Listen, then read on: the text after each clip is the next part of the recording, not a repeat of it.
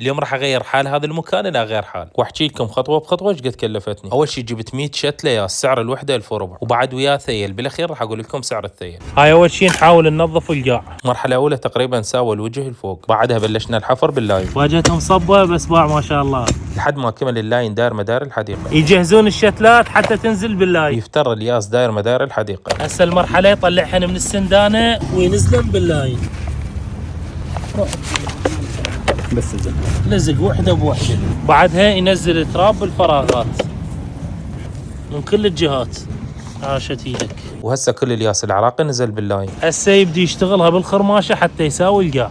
هاي المرحله الاخيره قبل لا يخلي الثيل، يقوم هيك يساويها بقطعه خشب حتى تصير موس.